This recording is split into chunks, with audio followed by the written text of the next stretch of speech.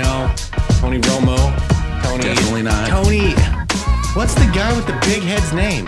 Robbins. Tony Robbins. That's all you had to say was Big Head Tony. Man. That's all it took, and I was locked in. I love Tony Robbins, and especially now since he wears the hat all the time. I did not know. You haven't seen that? Does it make his head look smaller or bigger with the hat? It does. It works. It's slimming? It boxes it somehow or puts a shadow on it. There's some shade, the framing. His girl must have said something. Now he ain't going back. Or maybe it's TikTok is up closer to his face now. Now you do the videos up here, so you don't really get the scale. Yeah, I like the guy. I wanted to do some Tony Robbins stuff. It's kind of expensive. Have you ever thought about it, looked into it? No, but I assume that he is a top earner in that space. Yeah. And it's going to cost you some dough. And if you get a seat there where he might actually sweat on you, you really going to spend the money. His sales guys, they really know how to press you, And you clicked the wrong thing one time? Well, they got on you? Or did you go to one of the free ones? We had multiple conversations with one of the guys, and Amanda and I did, and we were thinking about having them help us, coach us, as an organization. And wow. So once their claws got in you, huh? We did not pull the trigger, So anyway, they put you to the test. And what we're going to do today here is conduct our own kind of test. Yeah, guys, it's a very special episode of Hanging with the Homeboys today. We, as much as I'd love to tell you that we have now been sponsored by Coca-Cola, that is not the case. We could be. Yeah, maybe. Yeah, if you guys do what you're supposed to do. But wait, let's see how this test turns out, whether Coca-Cola beats itself or not. Well, guys, I think I figured it out. It took over 40 years to figure out the mental makeup of somebody like me who can taste the smallest of changes in my food and my drinks. And I have always been a guy where I'm really, really picky about what I put in my body, not because it's a temple, but because if it doesn't taste like I'm expecting it to taste and what I had when I was 7 and what I fell in love with, I don't want none. I don't even want to deal with it. And that's why this motor scooter right here. You're not worthy. Is that what it is? We're not worthy. What's that? Is that like a Wayne's World thing or something? That's 100% a Wayne's World thing. Absolutely. How does he say it? What? Anyway, we're going to find out which one is worthy. We're going to do it scientifically. And you see these cans are different shapes. So we're going to have to put them into these cups of another company that could sponsor us if they like to. Scooters Coffee. The best striped cup coffee in this room. So what I'm thinking is we need it to be double blind, and so we're going to pour each of these into one of the cups, and I'm not going to know what's going on. I want you to know I have never even accidentally tasted Coke Zero. Mm-hmm. But what everybody is saying, well, we know what Coca-Cola is saying. They're saying it tastes so much like regular Coke that there's even, I've seen ad campaigns from Coca-Cola that positions Coke Zero in the middle, like they're trying to make this the flagship Coke, and you got to give them something for that, guys. I mean, we're in a world where obesity and blah blah blah and this and that, So if a company like Coke is transitioning to something that might keep us alive a little bit longer, but still gives you the taste you're looking for, this could be a big deal. Now, here's what I need to understand, though. Yeah. I know when I go to fast food restaurants, it seems like it's either classic Coke or Diet Coke. Am I wrong in assuming that there aren't a lot of Coke Zero options inside the fast food world? What's going on with that? Well, it's funny because I was thinking first there are Coke Zero options in fast food, but then in regular restaurants, sit down type of restaurants, I've never heard them say Coke Zero before. So maybe, I don't even know where this is served anywhere at all. Huh. Where could you get a Coke Zero right now? Oh, I cannot cite my work in this situation. That means you're not as devoted as I thought you were, but anyway. It just happens to be in my fridge. I know everywhere you can get a regular Coke, okay? Yeah, everywhere, right? Yeah, okay, all right. Good job. Except for the restaurants that Pepsi bought to make sure that Coke couldn't have the stronghold in them. Places like Pizza Hut, Long John Silver's. They also own A&W. But anyway, without any further ado, guys, I'm just going to close my eyes. My buddy Luke here he's pouring. I think he's going to do a little switcheroo thing on me. And we're going to see if I can identify what is what. The fizzes sounded the same. Okay. They really did. I want you to know that when I worked in fast food for years, I could tell the color difference between regular Coke and Diet Coke. The color difference. So I'm not even going to do too much eyeball examination. We're going to keep this all about the palate. Let's just report that I already messed up the labeling system, but I fixed it as soon as the pour occurred. Yeah. Of course. As long as somebody in this room knows what the hell is happening right now, don't mess this up. We're kind of live right now. All right. I've opened my eyes. Yeah. It's okay. Do you know what's happening?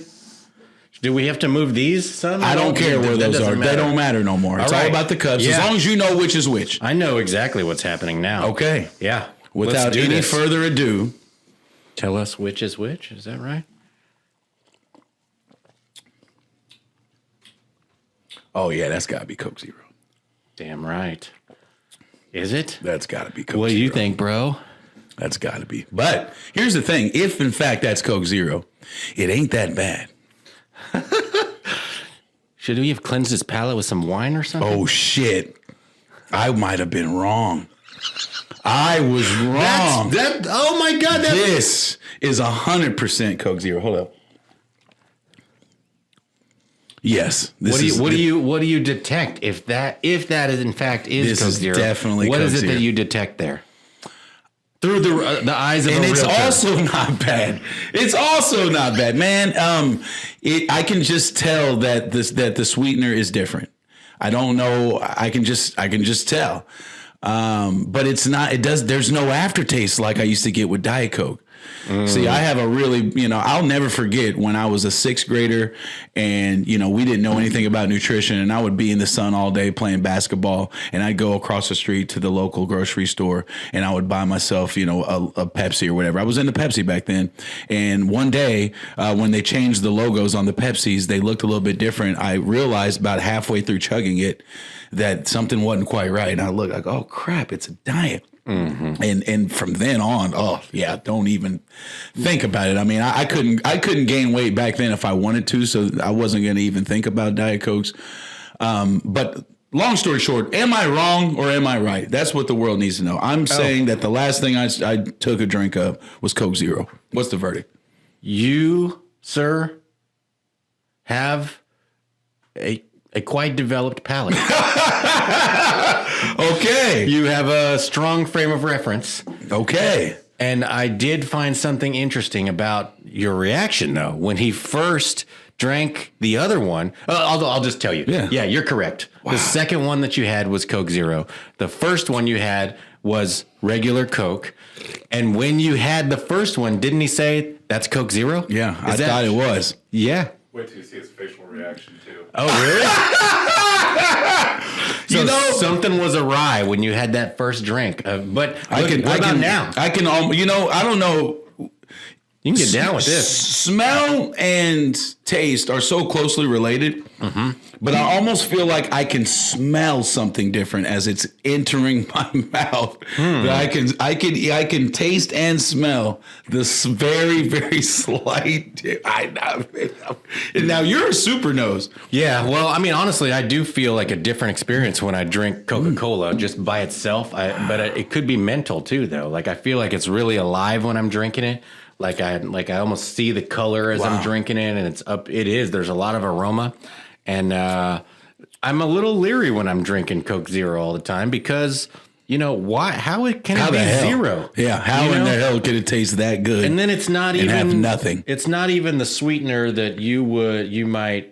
Like, yeah, I never got into that. What are they? Is it Splenda? Well, it's aspartame. And what's the difference? Because Diet Coke is also aspartame. Is it indeed? I think so. Okay, guys. This portion of the show is definitely over. We're going to get back with you with one more thing. I would like to make a request to Coca-Cola to make a Coca-Cola sweetened with stevia. Right? That's a natural sweetener. Everybody, you look out there right now and you search about aspartame, they're probably going to say that it causes health problems. I don't know if that's true. Nobody knows that's true. No, we know. Okay. Science says that. But I still want sponsorship. You'd have to drink like 100 Diet Cokes a day or something to even have a chance of the aspartame killing you. So That's 80s, 90s crap. It's been debunked.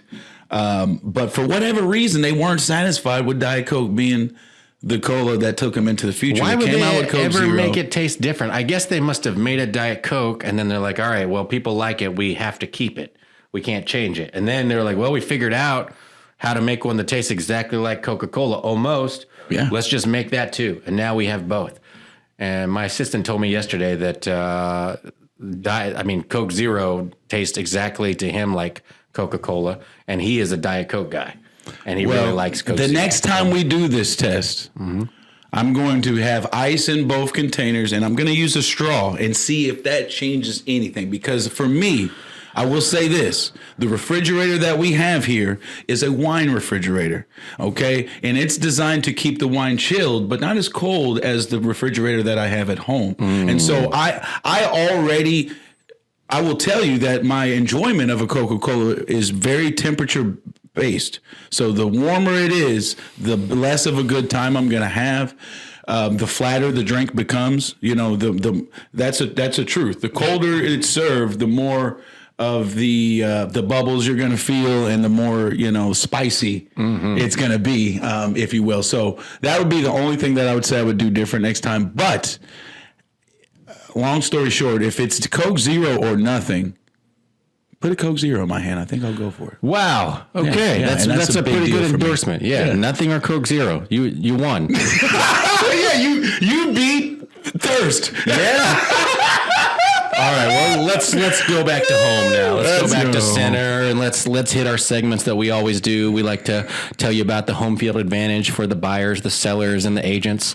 We do a little bit of homeyology, which is some home science, whether that be stats or temperature. Who knows what it might be? Yeah. Talk about full house, which could be some design trends, and if we have something funny in our lives or in our careers, it's a house party. And Absolutely. We mentioned that a lot of times. Neil will circle back. It's like a second coming of the house party. And he does home stretch or home run. He likes to bring a little bit of humor into the scenario. And so bring it all home for you guys. Here we are. All right. Home field advantage. That's where we start. That's right. So what are you thinking about today, man? What is on your mind when it comes to this? I think we're thinking about buyers, and we're thinking about something that is very important for them to be successful in buying that first house or any house, and that is getting that pre-approval letter from their lender.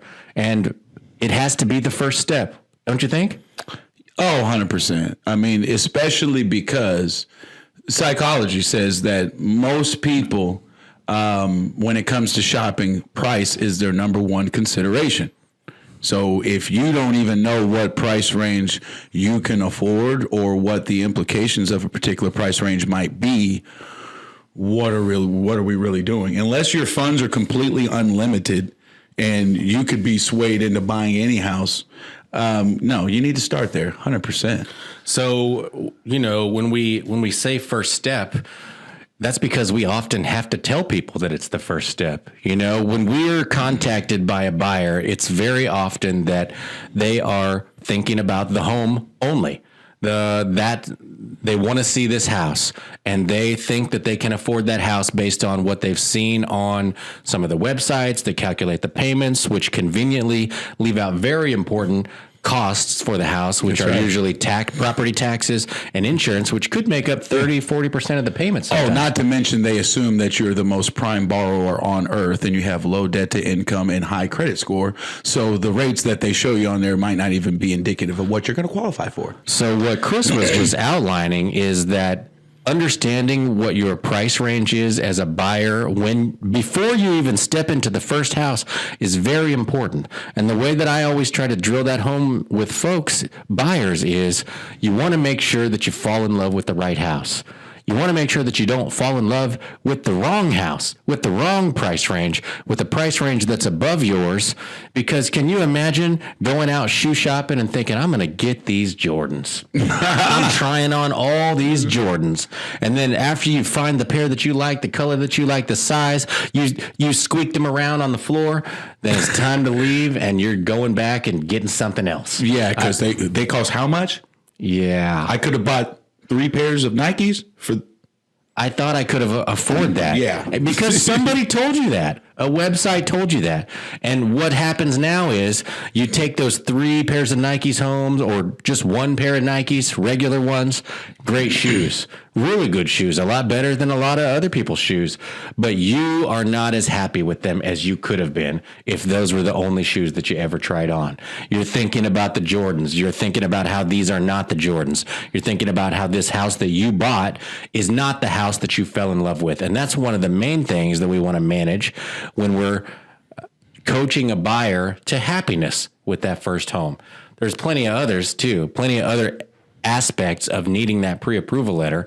And one of them is presenting it to the seller. You know, when you're writing an offer, you have to have a very strong pre-approval letter. You cannot write an offer as a buyer that is taken seriously by a seller if you do not have a pre-approval letter. Have you ever, tell us what you think about that. An offer without pre-approval is an unserious offer. It is maybe, possibly, but until we get a third party sanctioning of this potential deal, we have nothing in my eyes but a wannabe. And another thing for us agents to understand, and this, we're talking 15 years of sales on my end and even more on his end. If you get a buyer who says something along the lines of, I don't want to call the bank quite yet because I don't want my credit to get dinged, I'm going to tell you something. 90% of the time, you're dealing with somebody who is already credit challenged or has been hurt before in the credit game. And so things like that are in the forefront of their mind because they've been hurt before. So you need to be ready to have a conversation about the true impact of getting your credit ran and how having it run multiple times with multiple different companies doesn't actually put you in any worse position than having it run just one time. But that's just something I want you to be aware of that I've noticed.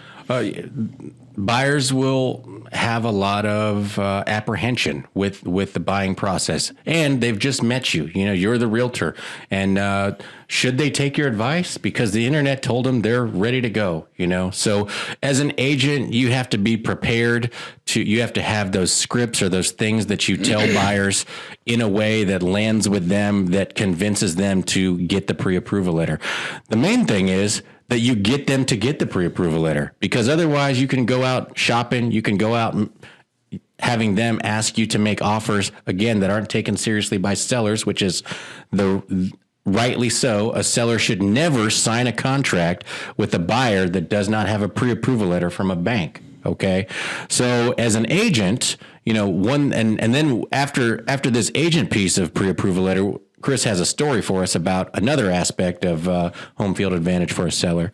But as an agent, you have to have a script for a buyer, whatever it is, that moves them along and gets them over the hump to go and get their pre-approval letter. And a really good one is, imagine that it's Friday and you go out and you find the house that you love and you want to make an offer on it, and you haven't talked to a loan officer yet, so you don't have a relationship with one. This is the house that everyone loves. Guess what? Thursday and Friday, all kinds of other buyers have been out there with pre-approval letters also falling in love with the house. They have made offers already, and when your buyer agent calls to ask if there are any offers on the table, he is told, we have 3 offers on the table. We're considering them tonight. This just happened to me yesterday. We're going to make it happen all the time. This literally just happened to me yesterday. New buyers, we get to the house, and I have just found out about the situation. It's 1:30. I have been told there are multiple offers, and they're going to consider them at 5:00. And this house was so loved and cared for, owned 40 years by the same people, and it's in a modest neighborhood. A gem. A cream puff. Yes. 100%. A modest neighborhood, but because of the construction of the neighborhood back then, these modest homes, that this house was only $130,000, which maybe had 900 square feet on the main. Okay. Is on a walkout basement. Whoa. Yes. Creek side behind it. No Whoa. backyard neighbors. Okay. Absolutely no water problems because of the terrain situation, and just absolutely loved and cared for. And you could tell the woman of this group fell in love with the house, wanted to do something. I ended up giving them my people's information so they could try to get an approval. And I think they might have called, but it was still just way too late in the game. And she really fell in love with that house. And I know for a fact that every house that we look at from now on is going to be compared through the lens of that house. And I think it'll be another 5 or 6 months before something of that quality for that price comes out. Or never. Yeah, because it almost takes somebody that's lived in the house for so long that may have paid it off years ago. That's not good, because this house, I believe, could have been priced another $15,000, $20,000 and still got the response that it did. See, agents, buyers, that was a Tuesday at 1 o'clock, and it was still too late to get a pre-approval letter for this house. Come on. Okay. Now, imagine it's Friday night or it's Saturday night. Do you think that you're going to be able to get a loan officer on Friday night or Saturday morning or Sunday morning to put together, to take a loan application and give you a pre-approval letter? If you go into the weekend looking at a beautiful house, you're not going to be able to buy it. You need to get your pre-approval letter before you go look at any houses. Damn. Well, speaking of that, guys, this time we're talking about me being on the listing side. I've got a house that I have listed for some people who are real estate investors, okay? Helped them buy this house back in June of 2024. And I want you to know, guys, when you're helping investors and you're the one that helps them buy the piece of property that they are flipping, you gave them the green light to buy this house because you believe that they could make some money. These sellers aren't even from this community. They're actually from our neighboring community in Lawrence. So there's a lot of pressure, and I feel almost as invested. Is that why you wear the hats all the time, to soak up the sweat? Like, I'd be wearing a headband in that type of situation. Yeah, there's a lot of pressure, like you said. I never let them see me sweat, and the hats do help. So don't give away my fucking secrets. So with this situation, how do I put this? We did our job as far as getting this house the forefront type of exposure that it deserved. And it got a lot of eyeballs, Zillow saves, and actual appointments, 2 open houses. We probably had 16 groups of folks come through this home. Okay. And in 1 week, I'm very happy with that. I feel like I've done my job. But there were certain things about the layout that I knew would be a challenge, and that it was going to take the right buyer. So when the right buyer finally came, they smartly, in my opinion, put in an offer that was about $20,000 light of where we needed to be. How far down the line were you? How many days? This was like day 6 or 7. This is when some of the original people who've seen it are starting to kind of fall through and let us know that they won't be moving on. So things that we thought we might have, literally as this deal is going on, are sifting through our fingers and falling to the ground. So what ends up happening is we decide on a counter of this deal. And at this time, it's the weekend. I was sitting next to you, I think. You were sitting next to me when we first got the offer. Ah, okay. The next day is when I'm still at the hotel casino. For our gala. Well, no, I didn't have to be. Yeah, I didn't have to be there anymore. But things happened. We ended up with a room for 2 nights instead of just 1. So we brought my son back up to go swimming and to jump in the hot tub. You're living your life a little bit. Listen, working. Luke, I'm finally getting to be the #pro real estate agent who was on vacation making deals happen at the pool, right? Yeah. Right? We've either done it or we know people who are always doing it. We've got some people up here who are some serial vacationers, let me tell you. They say if you want work in real estate, if you want a deal, go on vacation. Go on vacation. Yeah, things will start happening. But I'm not even on vacation. I'm literally in a little 2-hour window of, I've got the game on the phone. At this point, it's like the NFC Championship game we're watching before the Chiefs game comes on. Mm-hmm. Everything is great, and all this stuff is coming through. And instead of the sellers of this house texting me how they want to counter, we talk about it on the phone. We go through every scenario, and this is about 15. Good. Yeah, yes, that's good. This is what you want until you let your wetness stop you from actually truly recording what the terms of their counter should be. Sometimes the thumb doesn't with the touch screen and the wire. I wish I could. I tried to maybe say that. I said it was either a miscommunication or a fat finger, but whatever happened. Front flip is what it was. Into the pool. Listen. The counter that I gave back to the buyer was $10,000 less Monica told me. Yeah. than the seller was willing to do. Now, Hold on. You got the counter offer from the buyer agent. no, I got heard it. I got the counter offer from the seller. Oh. What they're gonna do, what they're willing to do, and I communicated every part of that offer except I was $10,000 lower than they said they would be willing to go.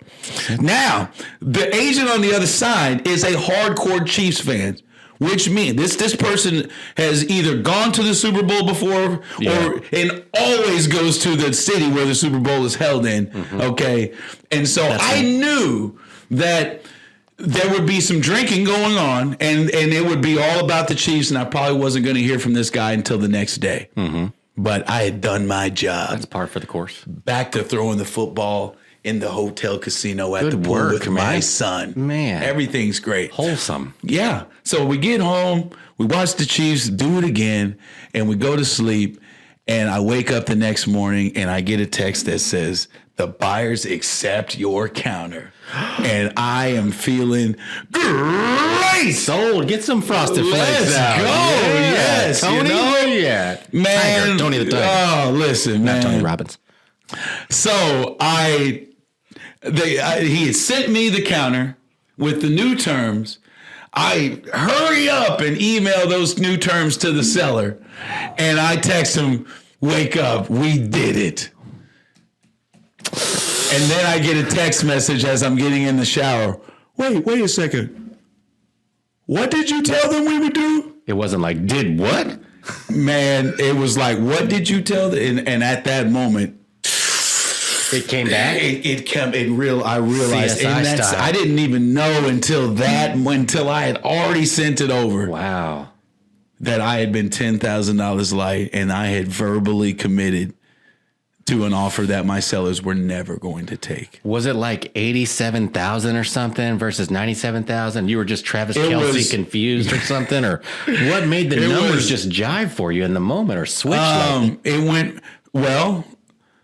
The counter was supposed to be 287, and I came back with 277. It was. It's a Travis Kelce thing. And I don't even know who number 77 He is. rejected Kelce and threw in some random Jay Novacek or something like that. Don't you do my boy Jay? He was 84. Okay, Cowboys tight end. All right. That's what I did, though. And listen, I need you to understand, guys. My feelings, I felt the sickest I have felt in a sales transaction. I remember the last time I felt this sick. It was about 6-7 years ago in the car game, and there was somebody looking for a special vehicle, and then I thought I'd found it, and we can do it, and then all of a sudden it wasn't there, and I still remember how I felt, but I felt I couldn't get it off my mind. Yeah. And I felt so stupid to my list to the sellers, and you got to understand. It makes it even worse because there's a little bit of a friendship with these sellers prior to us doing this. Yeah. And so I had gotten a little cocky on this deal. Uh-oh. Yeah.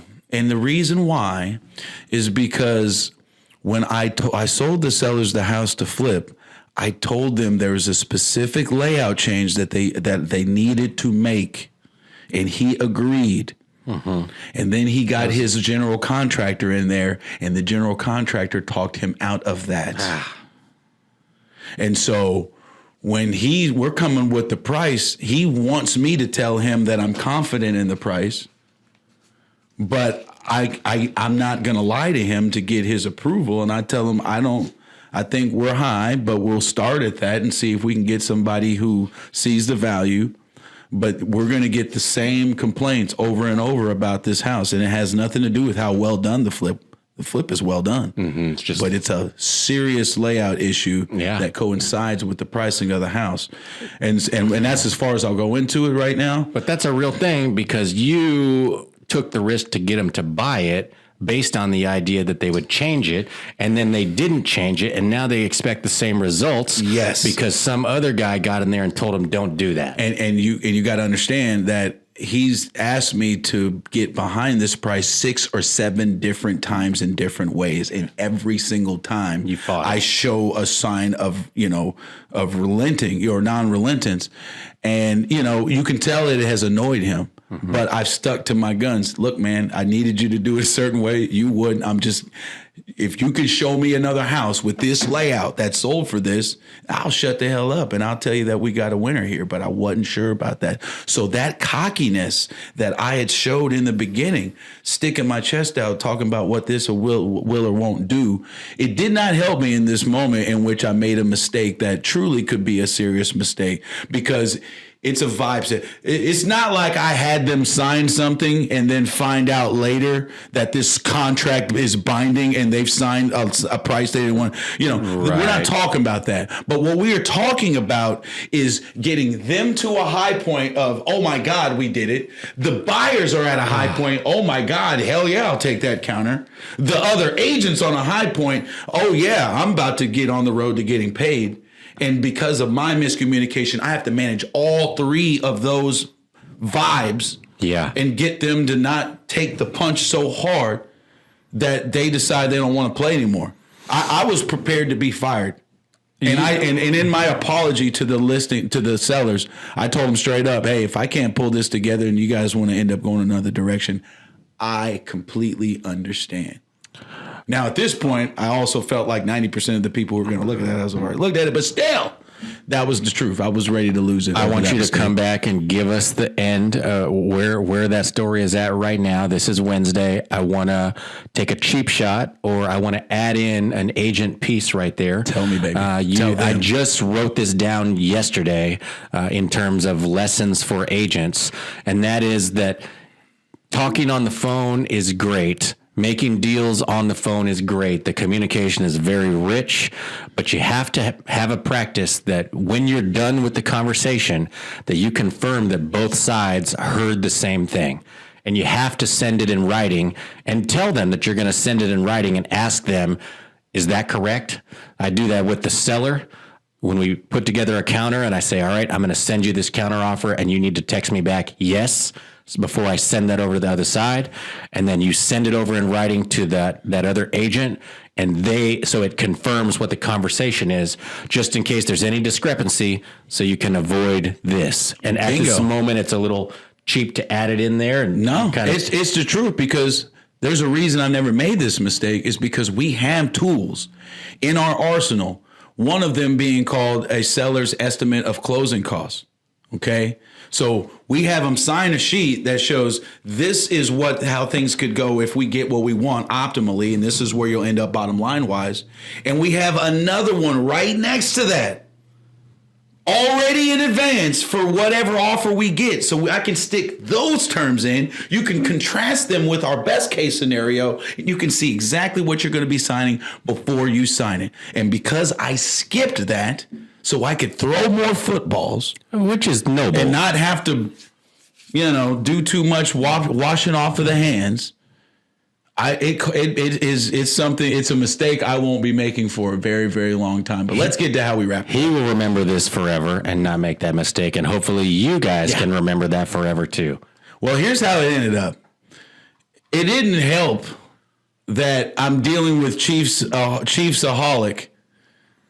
Well, we got to be careful here. That guy's in prison but for robbing banks. But it didn't help that I was dealing with the biggest Chiefs fan ever. So I knew that I did a videotaped apology and explained my mistake and told him, please don't blame the seller. This was all on me. This is all my fault.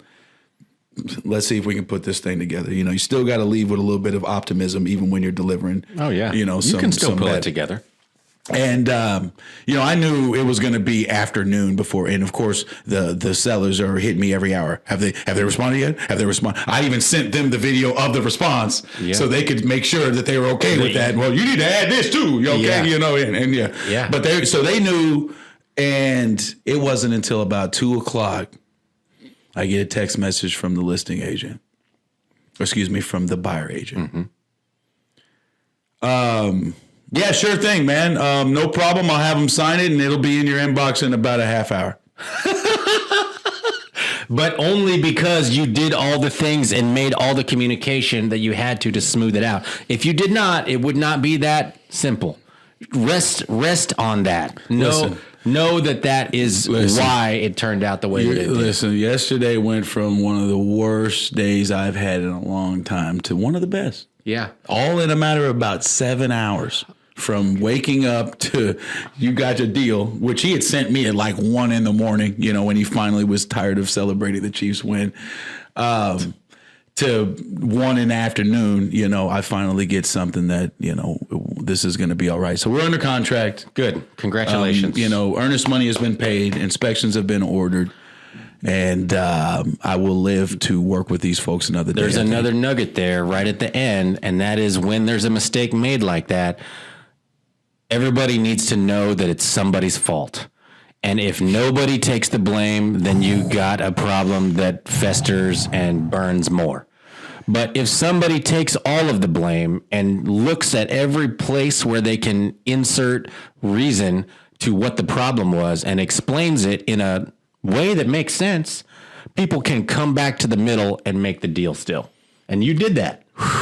I guess. Man. I mean, I didn't have any other choice. It was either come up with a lie that made this not my fault. And you would not. You never would. No. Because the only way I could have done that was to throw somebody else under the bus that maybe the sellers don't know, but my personal integrity would not allow me to do that to any agent, no matter what I thought about them. I'm going to put that down on the list for the future, and that would be lying, something that we're going to talk about as to why you don't lie. Yeah. Wow, that's pretty catchy. Homeyology is catchy as well. Yes. That's that home science. Chris sent us a graph this morning about the U.S. housing market right now. Yeah. And I'd like to have you tell us a little bit about that. Well, according to a study done based on just the home sales, they're just looking at the entirety of home sales in the United States year over year, year after year. And what we have found is that 2024 will go down as the lowest amount of existing home sales or total home sales since 1995, over 30 years since we have sold this few of houses. And so guys like us, it makes us wonder why. What are we dealing with that would make the climate be the way that it is? Because obviously more people live in the United States today than they did 30 years ago. Right. We know that. So there's more people, but less homes being bought. Doesn't mean less people living in houses. No, this just means activity. It means more people are staying where the heck they are than we have seen in a long time. They're locked into those houses. I don't know what the buzzwords are, but they have a very low interest rate. And because of that, I think it's maybe a golden handcuff I heard once. And they just don't want to leave that interest rate to sell their house, even though they might have grown out of it, and buy a new one and have a higher interest rate, which is the interest rate that's normal historically anyway. But, so one thing I would like to hear is if any of our listeners out there know what was going on in 1995 that would have made home sales as low as they were. It looks like the actual lowest point was 1990. And also in 2010, it was very close, and that one makes a lot of sense. Here's the graph that we're looking at. Doesn't that look at that resolution, guys? It's terrible, but we appreciate you. 2010 through 2008 through 2012, we know was the mortgage crisis. So that's right. That's when Bank of America fell apart and mortgage-backed securities, the bottom dropped out, and all of that. So one thing that we think, since population is higher, is that it can't stay this low. No. Can it go lower? It doesn't make any sense that it could. The amount of home sales from 2023 and 2024 should go up. Yeah. Reasonably. That's a reasonable expectation. Technically here in Kansas, or was it our market? We saw sales go up year over year by 1 or 2%. Oh yeah. Isn't that? Am I messing that up? Well, we need to bring that stat out. I think Yeah. In Kansas, your local market is not always going to be reflective of what is happening nationally. Okay, but like he said, there are people who either don't want to give up the interest rate that they have on the house that may no longer be serving them to the highest capacity, or they literally cannot. They literally cannot afford to upgrade right now because the cost of houses has gone up. And so if you're in one style of house and you're trying to make it to that next level that has the extra bathroom, the extra couple of rooms, the extra garage space, the amount that you'll have to pay to get in to make that trade for a lot of people has not been worth it. Or there has been some external forces that make them believe that the economic conditions are going to change. So that we have a bunch of people that are trying to time the market, and they feel like, maybe either lower prices will be around the corner or lower interest rates or both. A couple of different things we could be waiting for in the housing market, and that could be interest rates to go down, which could happen today with the Fed meeting. That's January 29th, 2025. That hasn't really been forecasted to be the case. We shall see. Or the new normal, 6.5% to 7% interest rates, which is actually the old normal. Yeah, it only took a global pandemic to get interest rates to basically zero, and you were smart for taking advantage of that while that was the case. But it's put us in a situation now that you're loving the one that you were with because how great the interest rates were that you took advantage of. Eventually, law of averages would say that the old normal will become the new normal, and that's where we're at right now. 6.5% to 7%, and people will move again. And people will accept that the data is what it is, and that it would be crazy to expect some kind of 2% change in the course of 1 year. And there's another aspect about this that I know you're experiencing, I'm experiencing when we're selling houses, because there's only a small percentage of people who are willing to trade in a lower interest rate for a higher one to move into that next house. People are becoming much more picky. If they've got a house that's not serving them size-wise, but is perfect, as far as upgrades, attention to detail on all of the finishes, and you upgrade them to a house that is dated and maybe had Uncle Joe come over and do some flooring in the basement and do some drywall work. No, just because that house is twice the size, that person is going to have such a negative, thought of that new house based on what they've had, that we're not seeing the same frenzy in that $300,000 and up price range that we used to see on just about every house that was out there. Now that the layout has to be something that appeals to multiple types of families for you to get that type of stuff. And if you're dealing with a house that may be a little bit more niche, don't be surprised if it's on the market for a little bit longer right now, because the amount of people who are even have the opportunity to buy that house is lower, and they are pickier. It also makes me wonder, if you have a house that's perfect and appreciation has been so strong, are you thinking that you want to hold on to something that's really nice because it's going to appreciate even more? And then also it makes me want to wonder, how does that affect fixer-uppers? Is it better to buy fixer-uppers in a appreciating market or a slow market or a fast market? And we can talk about that later another day. Mm-hmm. So, this is all food for thought. In terms of the houses that we're all living in right now, we like to think of it as from the perspective of full house and design trends. And one thing that we were talking about this morning via text was the vaulted ceilings. We know you've got one from our episode last week that really opens up that living room and makes you feel tall and strong and, fun. What do you think about it in terms of energy efficiency and such? So here's what I'll say. The vaulted situation that I have going on in my house is as such. My house would be considered a story and a half. because the main floor square footage is whatever the heck it is, and then upstairs, half of the house is accessible, has been finished into a master suite area with closets and bathroom, and then the other half of the house, which would be the remaining second story, instead of being built into a second story, is just wide open. So when you're walking in, you see the ceiling over 20 feet up in the air. It is, it's one of the largest vaulted situations, honestly, that I've been in. And I live in this house. From Chris's tone, I might guess that this could be the dark side of large vaulted ceilings. Well, they went with gigantic windows on the south side of the house, which is going to lower your insulation efficiency because those are going to be cold spots in your house compared to all the insulation that's stuffed in the actual walls.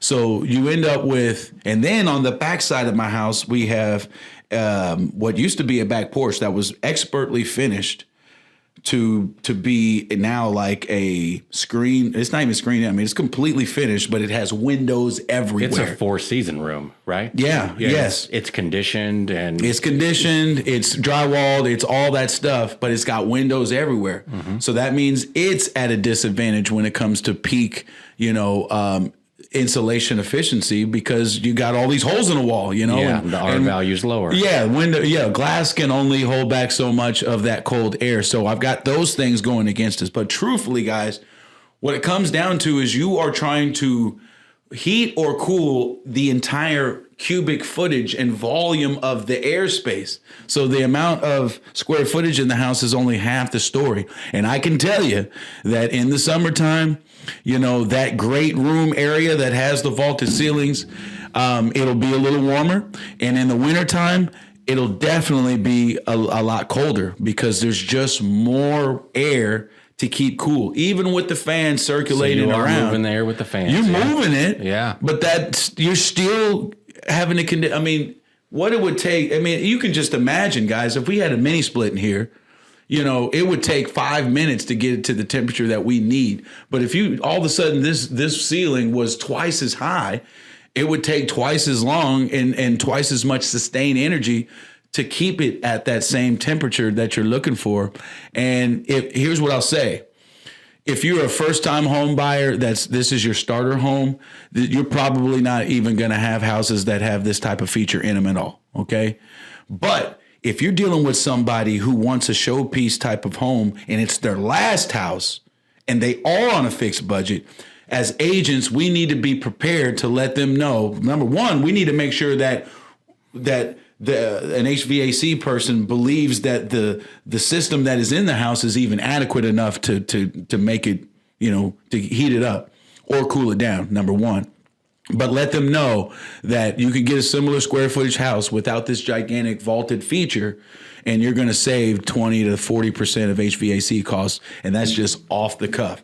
One thing that we do have that is our saving grace when the temperatures got as bitter as they did, they have been, is the fireplace. Now that helps. If you have a vaulted feature room and there's no fireplace, let God be with you. Okay, I'm dead serious. It's not going to be fun because if it's 0 degrees outside and you're trying to maintain an internal temperature of just 60 degrees, that is a lot more than most HVAC systems can actually handle. You can really only reasonably expect your AC to cool your house about 50 degrees cooler than it is outside, or not even 50. It's probably closer to about 30 degrees cooler than it is outside. And in the winter, if you can get 50 degrees hotter than it is outside, 50 to 60, you're doing great. But guess what? There's been many people that know that when it gets to those temperatures, their HVAC system literally never shuts off. I'm sorry. I'm not going to allow that to happen. I'm never going to let my furnace run for no 24 hours straight. I do not care. And so having that fireplace allows me to give my furnace a rest, sure, and burn wood and heat that up to where instead of all the time, I can see the metrics that when it was the worst, I was still only using my furnace about 20 minutes per hour. And I'm completely happy with that. But without that fireplace, I would have been in a bad way, 100%. I would have not have been enjoyed to be in my own house. Burning a lot of wood. Yeah, you're okay. Yeah. Okay, we've never talked about fireplaces before, and we should talk about that in the future too. 100%. Yeah. So yeah, you mentioned cubic feet in our text this morning. I don't think you said cubic feet in your description, but basically you're saying that you're needing to heat up a much larger space, and on top of that, all that heat's going to the top. It's all rising up. That's just physics, folks. Yeah. So the fan is supposed to be mixing the air. You think you would blow the hot air down, but really what you're supposed to do is pull the cold air up in the wintertime. And I'm not sure if that's just so the air's not being blown down on you and making you colder, or if that's just the physics to me of pulling the cold air up when the fan's all the way up there in the hot air anyway. That doesn't make that much sense to me, you know? It doesn't, but it allows it to where otherwise, if you have nothing, the top half of your room is going to be hot. The lower half is going to be cold. So mixing the cold in will establish an equilibrium easier. You know, that's what I'll say. But here's the other thing: in other times of economic strife, there are neighborhoods in town where the ceilings are maybe a couple feet higher than in here. And then people have gone through and put drop ceilings in just to lower the ceiling by 2 feet. And the amount of money that they felt like they could save by controlling the volume by 15% to 20% was very, very smart. Before we had these fancy calculators to do all of that, people were making modifications to the house to make them energy efficient. And these weren't even vaulted ceilings. They were just maybe 10-foot ceilings. We should install retractable vaulted ceilings just for the winter you're time. talking. Wow. Now you're Invention. talking. Bro. That's what we do around here. I can see it kind of folding out right now with the push of a button. Speaking of invention, I'm just going to be very brief about this with our house party section. Yeah. Alexa, please raise the roof. We are going to employ something new at our house because of this situation right here. Oh, God. I hope you can see this. I bet you can't. But yesterday I came home. I'll send this photo to Neil. He might plug it in. This is not a shadow on the bottom of my golden retriever. This is straight up wet mud all over his body. I had to give him a bath in the snow with the hose yesterday because there was no way I was going to be able to get him to the tub upstairs without cleaning the whole inside of the house. We had to be at basketball practice in like 45 minutes, you know, so that was a lot of work. And what's going on is the snow is melting after our blizzard of 2024. That's still, no, it was 2023 or 2025. It's still here. How many days later? The snow is here 26 days later, and it's because melting. it was 14 inches worth, so it has been doing a slow melt release over the past week. And that's what it looks like, folks. My dog, my God. all that mud is correlated with the amount of energy that he's had to keep inside his body as he's stayed in his kennel day after day after day because it's so cold outside. So we just let him outside for a little bit. So we decided it's warmer. Yeah. Let's leave this guy out all day. Mistake. The dog run that he has now created along the entire fence line is slush. It's all mud. All the grass is blown out. It's a pool. It looks like quicksand. Wow. It's so bad that today my wife was like, last night she said, should we stay home tomorrow and install the turf, the grass? I don't even know what this stuff is called. It's like grass lattice or something. Chris is going to hate this. We are going to put some turf that grass can grow through in this area to try to protect the area to where so the grass won't get trampled out like it is. Oh, that's being ripped out by ain't no air doing this. This is footprints. It's wet. And the dog's big, and we're going to put it in this weekend, and hopefully he won't be able to get down into the mud anymore, and the grass can still grow. It will even protect the grass as it's growing, and then it will be hidden by grass that has grown over it. We'll see how stupid it looks. Nah, I like that idea, man. We need to get that going. Okay. I can't wait to see that work, baby, all right. in action. No, it's smart. We're experimenting for you guys it's out smart. there. I've got a pretty bad area in my back as well, but instead of using that, I'm going to use a seed covering that actually disintegrates into the turf over time. It's one that you never remove, and it really allows the seed that you're trying to grow in the spring or the fall to establish. Because otherwise, I could probably use this and the dogs can be able to walk on it and it not disturb the process of those new seedlings coming up. So I'm excited about that. I'm expecting to spend $100 to $150 just on the blanket alone. Wow. Okay. But it'll be worth it. Huh. Well, I'll bring you guys a portrait of Teddy next week when he's beautiful and not half shadow. Okay. Yeah. Home stretch, home run. Neil, do we have time to hit a home run? It needs to be a bunt or something right now. What do you got? Anything? Fun for you. Knowing what you know now with the vaulted ceilings, when you need to replace your HVAC system, you're going to go with the bigger unit, and you've probably never been asked that before in your life. No, that's a great question. And the truth of the matter is, I think what I have in the house is adequate for my home 95% of the time. And I'm not going to let a week or two of the year, because that's what 2 weeks of the year is about 5% of, no, it's about, I don't know. It's about 5%. 2%. Yeah. 2 weeks of the year? No, it's more like 4 or 5. I don't know. But I'm not going to let a couple weeks of the year make me do something different. And here's the other thing, guys. I love our great room because I have a son who never stops moving, ever.